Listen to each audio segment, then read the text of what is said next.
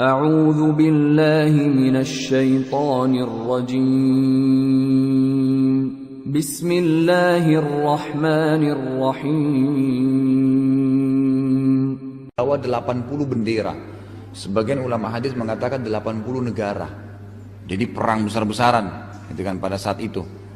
Terjadi peperangan yang Allahu alam berapa lama waktunya, tapi terjadi peperangan besar-besaran. Sebagian riwayat menyebutkan pada saat itu peperangan akan terjadi kembali seperti zaman dulu menggunakan kuda. Ya.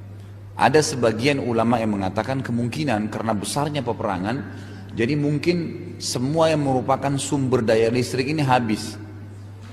Jadi orang tidak lagi pakai mobil, nggak ada pakai pesawat, nggak ada bensin, gitu kan? Kembali seperti zaman dulu. Orang berperang itu kembali seperti zaman dulu. Ya intinya itu yang terjadi. Allahu alam kita sampai atau tidak, tapi yang jelas itu akan terjadi nanti. Kata Nabi SAW, mereka akan menunggangi kuda-kuda, gitu kan? Lalu kalian akan memenangkan peperangan sampai kalian menembus Rum. Nah Rum ini sebagian besar ulama hadis mengatakan adalah Vatikan, ya, pusatnya kekuatan Nasara gitu. Nanti kalian akan menembus Rum, ya, kata Nabi SAW, kalian akan memenangkan. Pada saat itu iblis ketakutan. Karena dengan menangnya muslimin berarti nanti pendapat yang mengatakan Tuhan punya anak, Allah punya anak, itu kan iblis yang sebarin. Itu akan hilang. Maka dia menjelma jadi manusia, lalu masuk di tengah-tengah muslimin dan dia teriak, wahai muslimin, seakan-akan dia bagian dari orang Islam gitu. Mungkin mengikuti pakaiannya dan segala. Wahai muslimin, Dajjal sudah keluar di antara kalian, di rumah-rumah kalian. Nah pada saat dia ucapkan Dajjal, kata Nabi SAW, pada saat itu pasukan mujahidin tahu benar ini sudah dekat masanya Dajjal keluar. Dan apa pesan Nabi kalau Dajjal keluar? Kata Nabi SAW, kalau kalian dengar Dajjal keluar di satu tempat, menghindarlah. Selamatkan diri kalian walaupun harus ke atas gunung. Dan jangan seseorang di antara kalian mengatakan iman saya kuat, saya mau lawan, nggak bisa. Ya kata Nabi SAW, bisa saya dia mengucapkan itu, ternyata dia jadi pengikutnya. Dia jadi pengikutnya, tidak bisa, gitu kan? Dajjal banyak, nanti kita akan sebutkan beberapa hadisnya, karena masuk tanda-tanda hari kiamat besar. Nah akhirnya pasukan mujahidin bubar, pada pulang masing-masing ke rumahnya karena ingin menyelamatkan keluarganya. Ternyata pada saat mereka pulang ke keluarganya tidak ada Dajjal, belum keluar. Nah kata Nabi SAW, pada saat itulah Dajjal keluar. Jadi terakhir tanda-tanda kiamat kecil itu, lalu Dajjal keluar, tanda-tanda kiamat besar. Tapi tadi itu pendapat ya yang mengatakan bahwasanya kemungkinan besar tidak ada lagi listrik dan semuanya, itu kemungkinan. Tapi ada pendapat lain yang lebih kuat sebenarnya, yang cenderung mengatakan tidak. Memang mungkin pasukan karena banyaknya orang yang berperang, ada yang pakai pesawat, ada yang pakai tank, ada yang pakai kuda, gitu kan. Jadi bukan mustahil. Karena pada saat Dajjal keluar nanti tanda-tanda kiamat besar, itu kan ada 10 ya. Yang pertama adalah Dajjal. Nah Dajjal ini kata Nabi SAW Dajjal ini sendiri, Dajjal itu diambil dari kata-kata Dajalah, yang berarti kacau, kekacauan. Memang namanya dia sendiri bernama Dajjal. Diberikan julukan Masihid Dajjal. Masih itu sebenarnya artinya yang menghapus atau yang terhapus. Masih. Masih itu artinya yang terhapus atau yang menghapus, gitu kan, itu Masih. Ada beda antara Masih Isa Al-Masih, ya, Isa Al-Masih atau Masih Isa dengan Masih Dajjal. Dua-dua pakai kata-kata Masih, kan gitu. Kalau Masih Isa Al-Masih, Al-Masihnya Isa ini penghapusannya adalah dengan datangnya Isa nanti akan dihapus kekufuran. Nanti setelah Dajjal terbunuh, Nabi Isa datang, itu Nabi Isa akan menghapus kekufuran. Karena nanti Nabi Isa AS turun, tanda-tanda kiamat besar 3 itu, yang ketiga. Jadi setelah keluarnya Dajjal, keluarnya Imam Mahdi dari Madinah dan turunnya Nabi Isa dari langit. Nanti Nabi Isa ini akan menghancurkan semua salib. Nanti kan saya sebutkan satu persatu ya, saya sebutkan dalil-dalilnya. Yang jelas pada saat Nabi Isa AS turun dan membunuh Dajjal, nanti dia akan hancurkan semua salib, dia akan bunuh semua babi. Dan dia akan berhukum dengan hukum Muhammad SAW. Sebagaimana kata Nabi SAW, nanti Isa akan turun dan dia akan berhukum dengan hukumku. Berhukum dengan, jadi bagaimana umat ini akan sesat di awalnya, maksudnya para sahabat, sementara saya ada, dan bagaimana bisa sesat di akhirnya sementara Isa ada. Artinya Nabi Isa seperti Nabi Muhammad, haram ini boleh, ini hukumnya Nabi Muhammad SAW. Tapi di tengah-tengah ini, waktu ini memang banyak orang sesat karena mereka mau mengambil pendapat sendiri gitu kan. Seperti itu gambarannya. Baik, Dajjal ini kata Nabi SAW adalah dia akan menyebar di muka bumi dan membuat kerusakan 40 hari. Satu hari pertama seperti setahun, hari kedua seperti sebulan, hari ketiga seperti sepekan, hari keempat dan seterusnya seperti hari-hari kalian. Kurang lebih kalau kita hitung ya, kalau 1 tahun hari pertamanya berarti setahun ya. 1 bulan hari kedua berarti sebulan, setahun sebulan. Hari ketiga sepekan berarti setahun sebulan sepekan. Dari 40 hari kalau dikurangi 3 hari sisa berapa? 37. 37 hari itu berarti sebulan sepekan kan? Gabungin ke sini, berarti setahun, 2 bulan, 2 pekan. Ya kan? Hitungannya begitu. Jadi Dajjal akan membuat kerusakan di muka bumi itu keliling dunia ini, itu setahun, 2 bulan, ya, setahun, 2 bulan, ya, 2 pekan. Ya, 2 bulan setengah. Baik, tapi kita hitungnya supaya jelas ya, setahun, 2 bulan, 2 pekan, kan gitu. Karena kalau setengah ini mungkin ada yang paham, ada yang enggak gitu. Baik, ini akan dia buat kerusakan. Nah, sebagian pendapat ulama yang mengatakan bahwasanya memang ya pada saat itu tetap ada listrik, tetap ada segala. Ada hadis-hadis lain yang mendukung. Seperti misalnya Dajjal akan menyebar di muka bumi secepat kilat, cepat sekali. Dia akan menunggangi kendaraan yang secepat kilat. Kata sebagian ulama hadis kemungkinan ini pesawat. Memang dia punya pesawat yang dia pakai ke sana sini kan gitu. Dia akan menyebar di muka bumi. Itu jelas-jelas kendaraan kita yang tercepat di akhir zaman ini kan. Nah, jadi pesawat. Jadi dia akan buat kerusakan karena mengelilingi dunia dan membuat demonstrasi bahwasanya dia Tuhan di setiap wilayah itu butuh waktu yang lama. Memang setahun, 2 bulan, 2 pekan itu gitu kan. Nah pada saat itu juga dikatakan akan tersebar berita Dajjal secepat kilat. Jadi bukan cuma kendaraan tapi tersebar juga beritanya. Ya, semua orang akan menukil berita Dajjal. Bukan mustahil kayak kita sekarang kan media. Orang beritain semua, oh ini gini-gini dia akan buat kerusakan Dajjal, itu bukan mustahil. Dan akan banyak pengikutnya. Pengikutnya akan banyak. Jadi orang-orang yang tidak beriman semua pengikut. Makanya kata Nabi, ingatlah semua orang beriman akan membaca di dahi Dajjal tertulis kafara, kufur. Gitu kan? Semua akan bisa baca. Yang bisa bahasa Arab atau tidak, dia akan baca jelas di dahinya kafara, kufur. Kemudian kata Nabi SAW dalam hadis Bukhari yang lain, ingatlah Tuhan kalian Allah tidak buta dan Dajjal buta mata kanannya. Karena Dajjal akan ngaku Tuhan, gitu kan? Lalu Nabi SAW sebutkan ciri-cirinya. Dajjal rambutnya keriting, orangnya kekar, kemudian mata kanannya rusak, kulitnya agak kehitam-hitaman, gitu kan? Dia akan mengaku Tuhan dan di sebelah kanan tangannya itu ada api, kan? Dan di sebelah kirinya itu ada air yang dingin. Setiap kalian akan kalau dia dengarkan Dajjal, maka pergilah, hindarilah dia, agar jangan sampai dia mengatakan imanku kuat, saya akan melawan Dajjal, ternyata dari pengikutnya, kan gitu. Tapi kalau seseorang dari kalian pas berpapasan ketemu, maka hadapilah. Dan datanglah kalau Dajjal mengatakan beriman sama saya, kalau kamu menolak, kita menolak misalnya. Lalu Dajjal menyuruh masuk ke tangan kanannya, sebelah kanannya ada api, maka masuklah dan baca bismillah, karena itu adalah air yang sejuk. Itu adalah air, jadi penipuan gitu. Justru air yang dingin di sebelah kanannya itu adalah neraka, gitu kan? Nerakanya. Jadi orang-orang beriman sudah tahu masalah-masalah seperti ini, sudah diberitahukan. Dan kata Nabi SAW, gitu kan?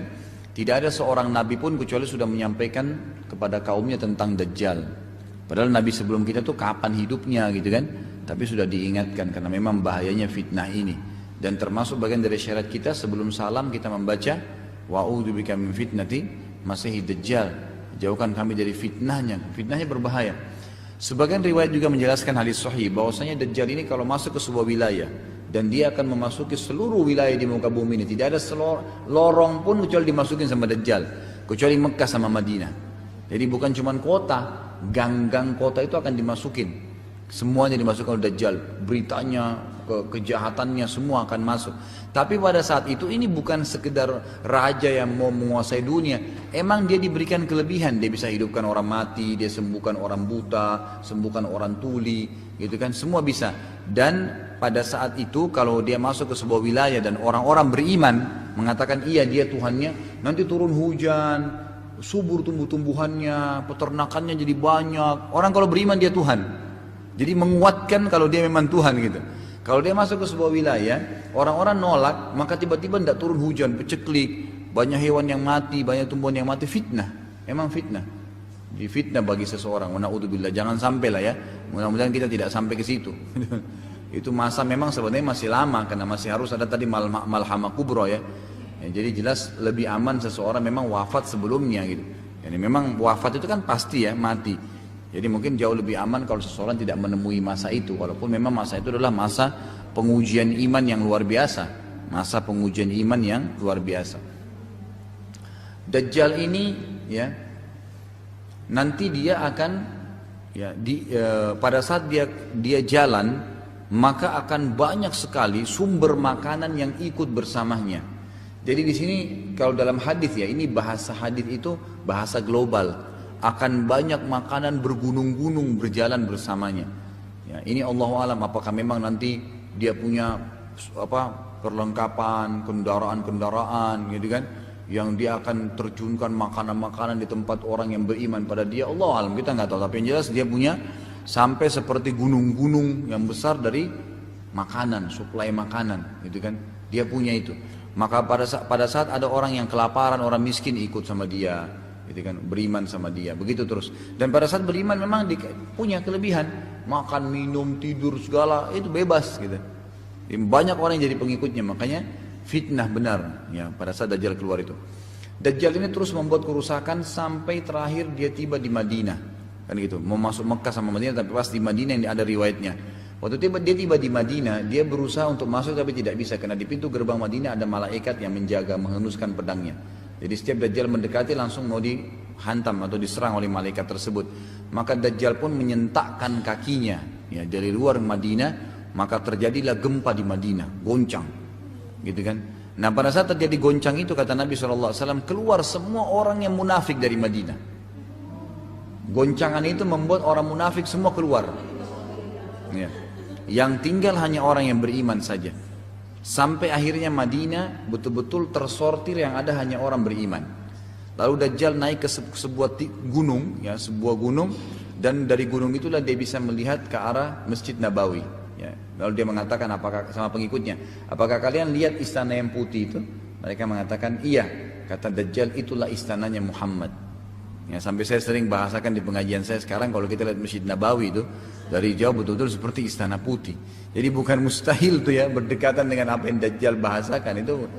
Apalagi nanti perluasan wilayah masjid sama Raja Abdullah ini luar biasa ini. Ya, sangat luas dan sangat besar. Memang berperan di mainnya itu di marmer warna putih itu, gitu kan. Memang sudah begitu dari jauh pun kelihatan bagus dan megah. Maka Dajjal pun turun. Pada saat dia mau tinggalkan Madinah, ada seorang anak muda keluar dari Madinah. Kata Nabi SAW, dan itu anak muda yang terbaik pada zaman itu. Ya. Dia keluar lalu Dajjal mengatakan, saya Tuhanmu. Orang itu, anak muda itu mengatakan, kau Dajjal yang telah Nabi ceritakan. Karena dia bisa baca kafaroknya tadi. Matanya buta, sebelah kanan gitu kan. Lalu dia mengatakan, saya Tuhanmu. Dia bilang tidak, kamu adalah Dajjal. Lalu kata Nabi SAW, Dajjal menggergaji anak muda ini dua, dipotong dua. Dari kepalanya sampai kemaluannya, terbelah dua. Gitu kan. Setelah itu Dajjal lewatin tengahnya. Demo di depan para pengikutnya gitu. Lewat di tengahnya, gitu kan.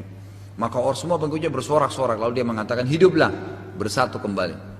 Kata Dajjal, sekarang kau yakin saya Tuhanmu? Anak muda itu mengatakan, saya tambah yakin kau adalah Dajjal.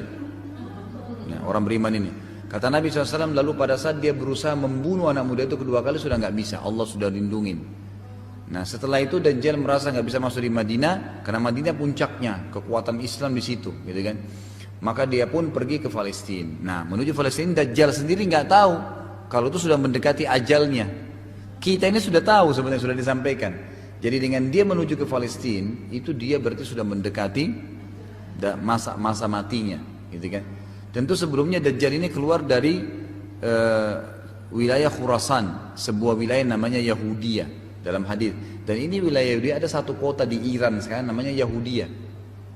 Ada kota di Iran sekarang namanya Yahudiyah. Mayoritas penduduknya orang Yahudi. Kata Nabi, Dajjal akan keluar dari kota Yahudiyah diikuti dengan 70.000 orang Yahudi. Pengikutnya utama adalah orang-orang Yahudi. Orang-orang Yahudi. Baiklah, Dajjal akhirnya menuju ke Palestina, sampai ke Palestina dia bersorak-sorak di sana, berfoya-foya gitu kan. Pada masa itulah ya dari Madinah keluar Mahdi. Ini yang tanda-tanda kiamat yang kedua. Mahdi ini siapa? Mahdi adalah ya turunan Nabi SAW.